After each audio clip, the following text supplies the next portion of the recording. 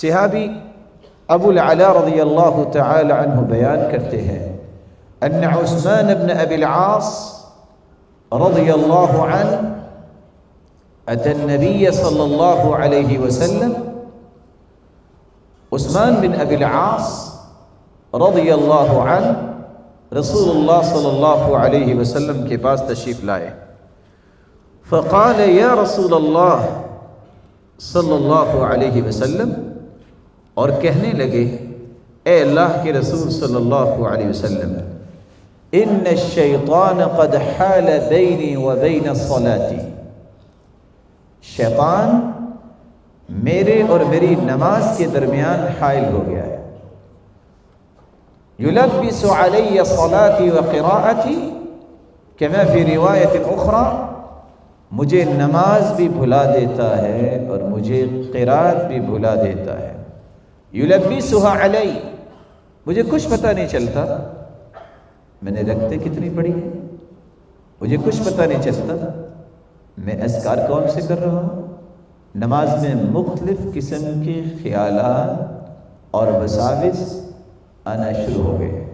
تو رسول اکرم صلی اللہ علیہ وسلم نے فرمایا ذاک شیطان یقال له خنزب، میرے صحابی یہ شیطان ہے جو تمہیں نماز میں مختلف خیالات ڈالتا ہے، اور اس کو خنزب کہا جاتا ہے. اور بعض نے اس کے 3 اعراب پڑھے ہیں، خنزب، خنزب اور خنزب.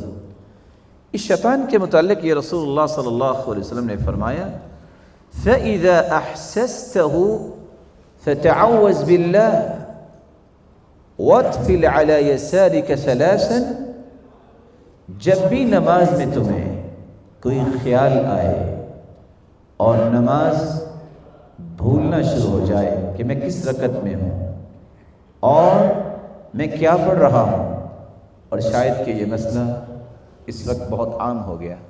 بہت سارے بھائی سوال کرتے ہیں نماز میں ارتکاز نہیں ہوتا، ترکیز نہیں ہوتی، میں فوکس نہیں کر پاتا کہ میں کیا پڑھ رہا ہوں.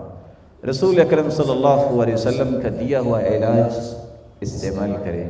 فرمایا فَإِذَا أَحْسَسْتَهُ، جب تمہیں یہ محسوس ہو کہ اس وقت میری توجہ نماز کی طرف نہیں رہی، وَاطْفِلْ عَلَى يَسَارِكَ ثَلَاثًا، جس حالت میں کھڑے ہو، رکوع میں ہو، سجدے میں ہو، معمولی سے اپنے چہرے کو لیفٹ سائڈ پہ لے جاؤ، وَاطْفِلْ عَلَى يَسَارِكَ ثَلَاثًا، اور 3 مرتبہ دھتکار دو. میں صرف دکھانا چاہوں گا کہ جو حدیث ہماری رہنمائی کر رہی ہے ہمیں کرنا کیا چاہیے. ہم قیام میں کھڑے ہیں اور اگر خیال آیا ہے معمولی سے اپنے چہرے کو لیفٹ سائڈ پہ لے جاؤ اور 3 مرتبہ صحابی نے کر کے دکھایا. اور صحابی پھر کہتے ہیں فَفَعَلْتُ ذَلِكَ فَأَذْهَبَهُ اللَّهُ عَنِّي، میں نے اس علاج کو اختیار کیا، اس دن کے بعد اللہ کی رحمت سے مجھے نماز میں کوئی خیال نہیں آیا. اور یہ روایت صحیح مسلم کی.